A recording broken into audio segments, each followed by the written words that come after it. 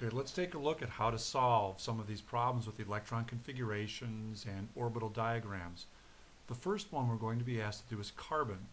It says write the full complete longhand electron configuration. What we want to do first is find where is carbon at on the periodic table. So we see carbon's right over here on the periodic table.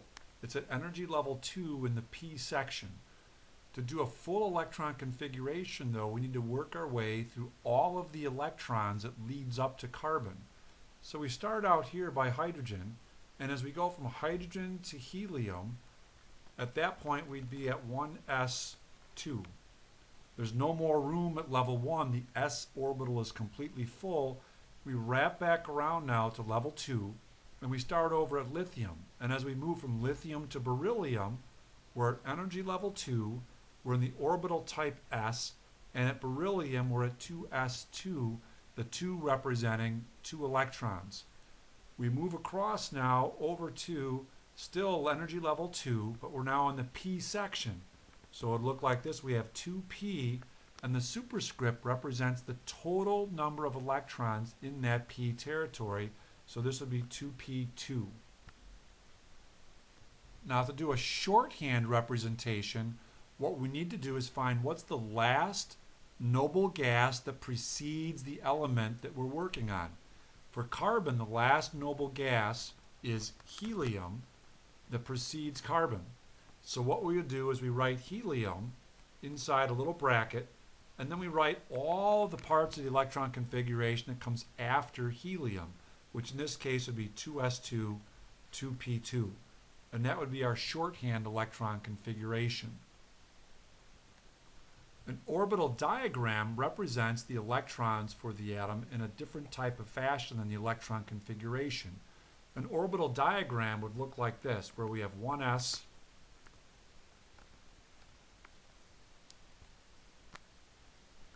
an orbital diagram would appear like this. We'd have a line representing the single 1s orbital, a line representing the single 2s orbital, and then because the p sublevel contains 3 orbitals, we have one line for each one. This would correspond to the m sub l values of +1, this would be 0, and -1. What we want to do for an orbital diagram is fill in all the electrons represented for the atom. Because it's 1s2, it would look like this. We have an electron, that's 2 electrons. The first electron drawn goes in arrowhead up. So we have for 2s, there's 2s1, that would be 2s2, and then 2p2, we have 2 electrons in the p orbitals. Now because we want to follow Hund's rule, which indicates we have 1 electron per orbital before we double up, it would look like this. We'd have 1 and 2, and then this would be our orbital. Let's repeat this process now with the element magnesium. First, let's find the magnesium element on the periodic table. We have magnesium right here. It's at energy level 3, and it's in the S block of the periodic table. The longhand configuration is writing everything we pass through to get to magnesium. It would be 1s2, 2s2, 2p6, and then at magnesium we get to 3s2, and that would complete the longhand configuration for magnesium. Shorthand would be we go to the last full noble gas prior to our element. This is neon. We'd write neon, and then everything that comes after the neon, which is 3s2, and that would be our shorthand electron configuration for the element magnesium. The next part, the orbital diagram, for this element we're only going to use the shorthand designation, so all we need to focus on is the 3s outermost orbital. The orbital diagram would look like this. We'd have a line, and this would be our 3s orbital. And for the s, the only possible m sub l value is 0. This is 3s2, so we end up with 1 electron going in arrowhead up. The one paired with it goes arrowhead down, and this would be our orbital diagram for the element magnesium. Let's now take a look at a magnesium ion. By virtue of being a positive 2 ion, that indicates that this ion, compared to the atom from which it comes, the ion has 2 less electrons than the actual atom. Now magnesium, the atom, had this electron configuration: 1s2, 2s2, 2p6, 3s2. The outermost electrons get stripped off to make the ion. So the last electrons right here, the 3s2 electrons, those are removed from the magnesium atom to create a magnesium ion with a charge of positive 2. So these electrons get stripped off. This would now represent the longhand electron configuration for a magnesium plus 2 ion.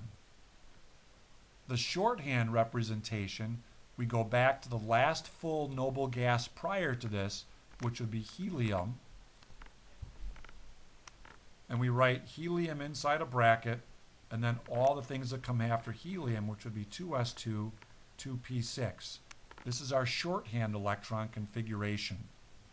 The orbital diagram, we would have 2s and a single line, 2p, 1, 2, 3 lines. For 2s, the only m sub l value is 0. For 2p, it's plus 1, 0, minus 1. The 2s has 2 electrons in it, so we have 1 up and 1 down. The 2p6, following Hund's rule, we go 1 electron in each orbital and then go back and double up to give us our 6 electrons in the 2p sublevel. This would be our orbital diagram for the magnesium 2+ ion. For the element arsenic, the longhand electron configuration, once again, we have to pass through all of the electrons that bring us to the location of arsenic. Now, arsenic is located here in the p block at energy level 4. Now, to get there, we had to pass through 1s2, that brings us to helium. 2s2 takes us to beryllium. At 2p6, that takes us to neon. As we get to 3s2, we're at sodium and magnesium. 3p6 brings us from aluminum to argon. We wrap back around. We're at 4s now. As we go potassium and calcium, that's 4s2. And there's a kink in the pattern. We go back to energy level 3 for the highest sublevel in 3, which is the D block. And we go to 3d10 as we work our way to zinc. And we're back at level 4. And we go 4p1, 4p2, and it brings us to 4p3 when we get to arsenic. The shorthand notation, once again, we go to the last full noble gas prior to our element, which is argon. We write argon, and then the configuration that comes after argon, which would be the 4s2, 3d10, and 4p3 to give us our shorthand notation.